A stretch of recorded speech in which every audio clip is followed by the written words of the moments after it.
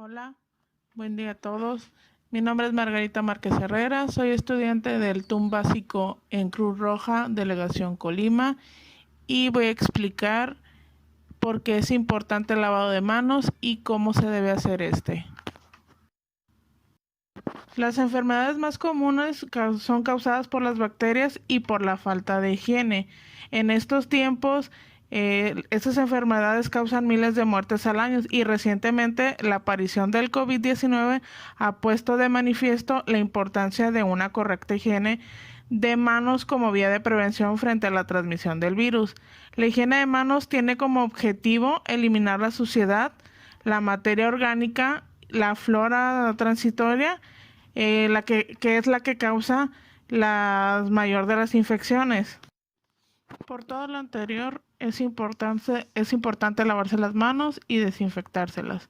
Antes y después de manipular alimentos, antes de comer o beber, después de manipular basuras o desperdicios, después de tocar alimentos crudos y antes de tocar alimentos cocidos, después de ir al baño, sonarse la nariz, toser o estornudar y luego de cambiarle los pañales a algún bebé, luego de haber tocado objetos sucios como dinero, llaves, etc. Y después de haber estado en contacto con animales. Y por eso a continuación les voy a mostrar la forma en que se debe hacer el lavado correcto, no quirúrgico. Los pasos a seguir del correcto lavado de manos son los siguientes. Número 1. Vamos a humedecer con suficiente agua nuestras manos. Número 2.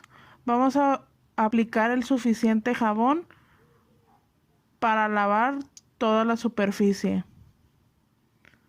Número 3. Frotaremos las palmas de las manos en forma circular. Número 4. Frotaremos las palmas con los dedos entrelazados. Y número 5. Frotaremos la palma sobre el dorso de la mano y viceversa. Número 6. Los nudillos los encontraremos y frotaremos uno con el otro. Número 7. Frotaremos el pulgar con nuestra palma. Número 8. Frotaremos las yemas de los dedos sobre la palma. Número 9. Enjuagaremos con abundante agua. Número 10. Secaremos bien las manos con una toalla de papel. Con la misma toalla de papel cerraremos la llave del agua. Ya que conocemos cómo lavarnos las manos, debemos saber también que la OMS pide a los profesionales dedicados a la salud que se tomen 5 minutos a fin de prevenir la septicemia de la atención sanitaria. Y estos 5 momentos son los siguientes. 1. Antes de tocar al paciente. Al fin de impedir que los microorganismos relacionados con la atención sanitaria entren en el cuerpo del paciente, la higiene de manos se debe realizar antes de tocar al paciente o entrar en la zona donde están. La zona del paciente incluye al paciente y su entorno inmediato, como las superficies que toca, por ejemplo, las barras de la cama, el equipo de perfusión y las superficies que suelen tocar los empleados, tales como monitores, pomos y botones. Un ejemplo sería antes de dar la mano o ayudar al paciente a moverse o durante un examen clínico. 2. Antes de realizar una tarea limpia o aséptica. La higiene de las manos es fundamental antes de realizar este tipo de procedimientos si queremos prevenir las infecciones relacionadas con la atención sanitaria. La higiene de manos debe llevarse a cabo entre la última exposición a una superficie e inmediatamente antes de acceder a un sitio crítico que suponga un riesgo de infección para el paciente o un sitio crítico con riesgo de infección combinado. Un ejemplo es antes de vendar una herida, insertar un catéter, preparar comida o administrar medicamentos. 3.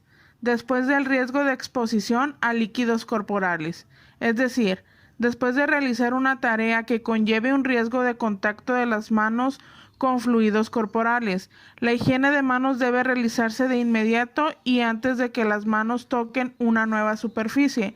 Incluso si no se abandona la zona del paciente, esta reacción reduce el riesgo de que bacterias dañinas entren o se propaguen por el cuerpo, así como el riesgo de transmitir microorganismos de una parte infectada a una limpia en el mismo paciente.